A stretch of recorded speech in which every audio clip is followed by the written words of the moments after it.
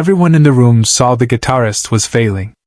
Jimi Hendrix stood up quietly, picked up the bass guitar, extended it forward, and said, "Try this." After that moment, nothing was ever the same. The rehearsal room was small.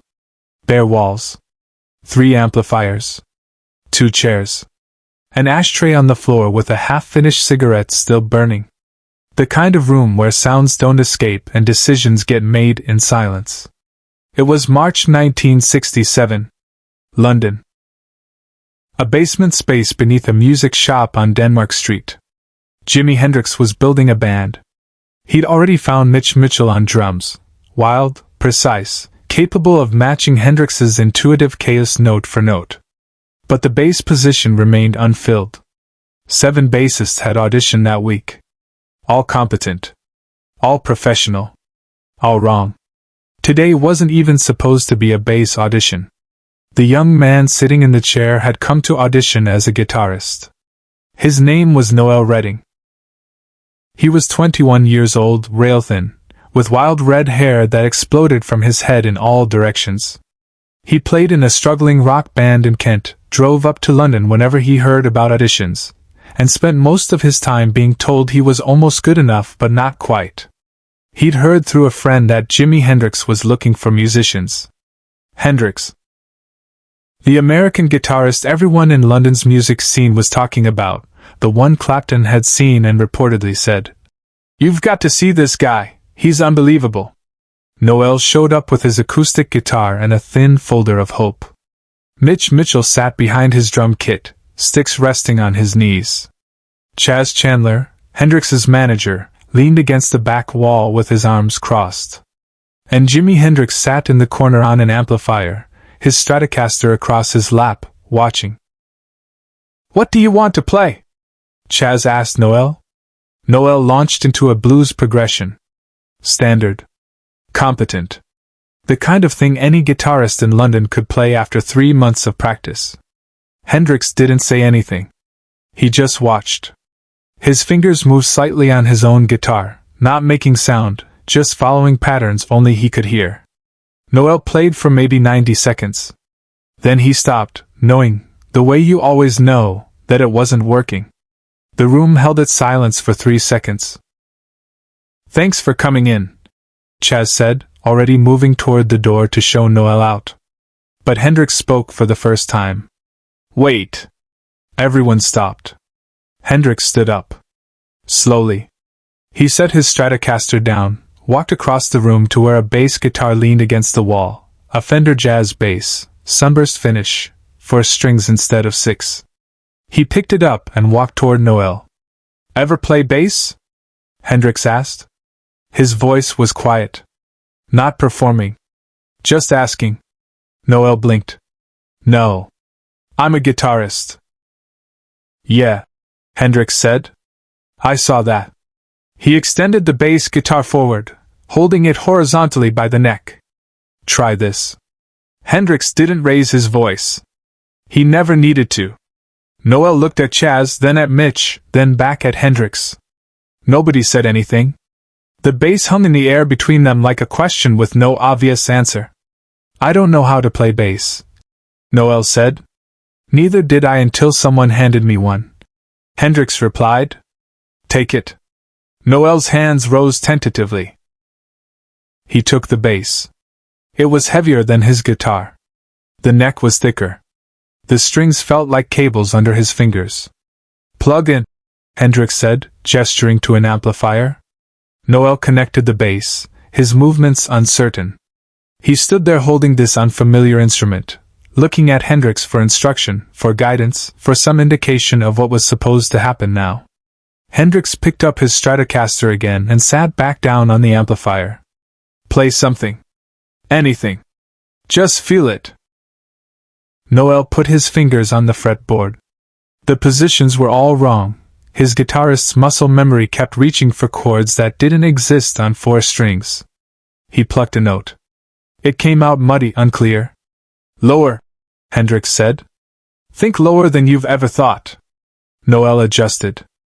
Found a different note. Plucked it. Something shifted in the room. The note was simple. Just one note held. But it had weight. It had space. It sat underneath the silence like a foundation. Again, Hendrix said quietly. Noel played the note again. Then found another. Then a third. Not trying to play guitar anymore. Not trying to play anything he knew. Just following the instinct of where the sound wanted to go. Hendrix watched his fingers. You're not thinking. That's good. Keep not thinking. Mitch Mitchell, without being asked, started a simple beat on his hi-hat. Just a pulse. Quiet. Noel found a pattern. 4 notes. Repeating. Nothing fancy. Nothing that would impress anyone. But it locked in with Mitch's hi-hat, and suddenly there was a groove where there hadn't been one. Hendrix began to play. Not loud. Not fast. Just laying notes on top of what Noel was building underneath. The guitar and bass moved around each other like they were having a conversation neither musician was controlling. They played for maybe 2 minutes. Then Hendrix stopped. Raised his hand slightly. The room went silent again. Noel stood there, bass hanging from his shoulder, breathing slightly harder than he'd expected, not understanding what had just happened but knowing something had. Hendrix looked at Chaz. He's the one. Chaz frowned. Jimmy, he's a guitarist. He doesn't know bass. He knows now, Hendrix said simply. He turned to Noel. You busy this summer? Noel's mouth opened, but no sound came out. We're playing Monterey in June, Hendrix continued, as if Noel had already agreed. After that, an American tour. You're in if you want. I don't play bass, Noel managed. You just did, Hendrix replied. And you'll do it again tomorrow. And the day after that. Until it's the only thing you can imagine playing. He paused. Some people spend their whole lives playing what they know. You just found out you could play something you didn't know. That's rarer.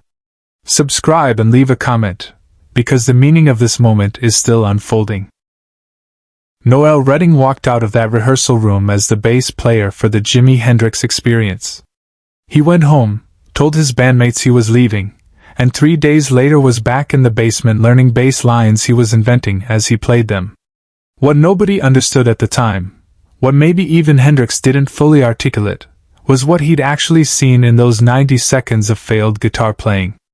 Noel hadn't been a good guitarist in that audition. He'd been competent but unremarkable, another player doing the things guitar players do when they're trying to impress someone. But Hendrix hadn't been listening for guitar skills. He'd been listening for something else. Space. The willingness to leave room. Most guitarists, when they play, fill every available second with notes. They play to demonstrate. They play to prove. They play like they're afraid silence will expose them. Noel, even in his failed audition, had left small gaps. Brief hesitations. Moments where the sound stopped and the room breathed. It wasn't intentional. It was just his natural timing, the way his hands moved. But Hendrix heard it.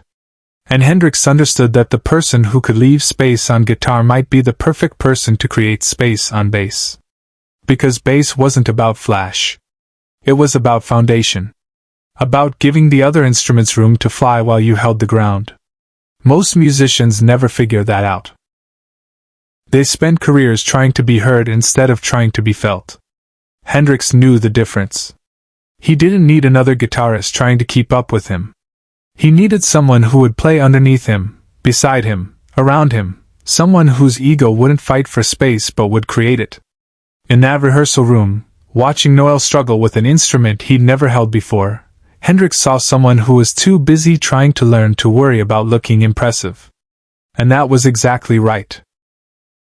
In that quiet moment, Hendrix did something no one expected. The next day, when Noel returned for rehearsal, Hendrix handed him a small notebook. Inside were bass lines, not written in standard notation, but in Hendrix's own system of dots and lines and arrows that only he understood. These are the songs we'll play at Monterey, Hendrix said. Don't worry about reading them right. Just feel where they want to go. For 3 months, Noel Redding learned bass by following maps written in a language that didn't technically exist. He learned by playing beside Hendrix for hours in that basement, matching the movement of sounds he was hearing for the first time.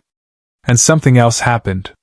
His guitar playing, which had been technically fine but emotionally flat, began to transform. When he occasionally picked up guitar again, he played differently. He left space. He listened. He felt where sounds wanted to go instead of forcing them. By the time they arrived at Monterey Pop Festival in June 1967, Noel Redding wasn't just a bass player. He was the bass player the Jimi Hendrix experience needed, someone who could hold the foundation while Hendrix set the sky on fire, who could create the space that made Hendrix's impossibilities possible. That first night at Monterey, backstage before they went on, Noel stood holding his bass, nervous, watching other bands play to massive crowds. Hendrix walked over. "You afraid?" "Terrified," Noel admitted. "Good," Hendrix said. "Fear means you care. Just remember, you're not trying to impress them. You're just making space for the sounds to exist. That's all bass is. Organized space." They walked on stage. 50,000 people. Lights. Cameras. The largest audience any of them had ever faced.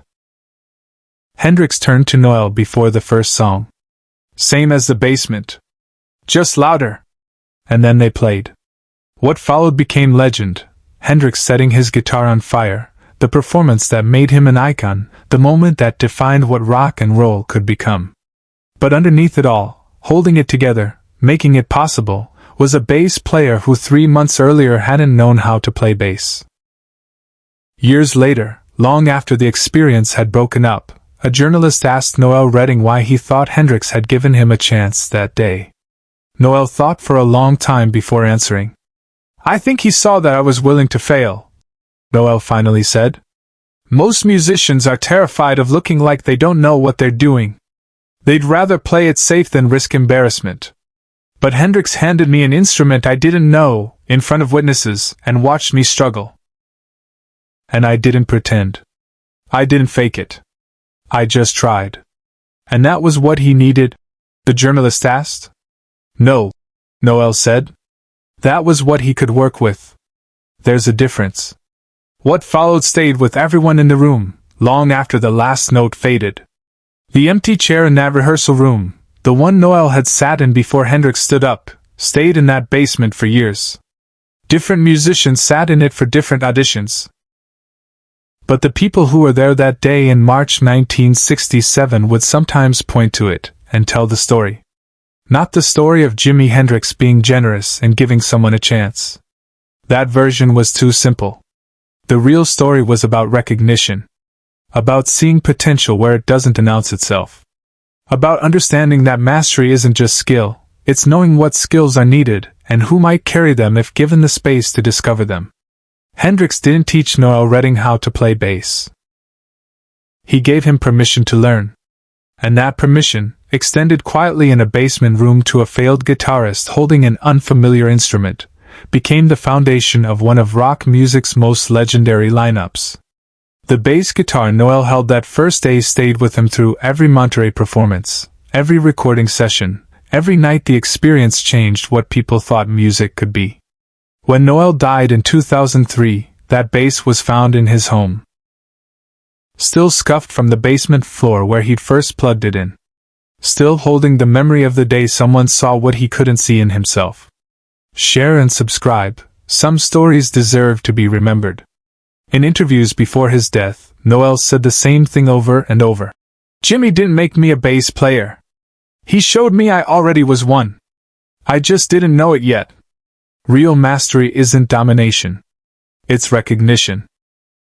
Hendrix understood that some people need to be shown they're capable before they can become it. The rehearsal room is gone now. The basement was demolished in 1989. But the lesson remained. Sometimes the greatest gift you can give someone isn't teaching them what you know. It's helping them discover what they don't. That's what legends are built on. Not flash. Not speed. Just one person seeing another clearly and saying, "Try this."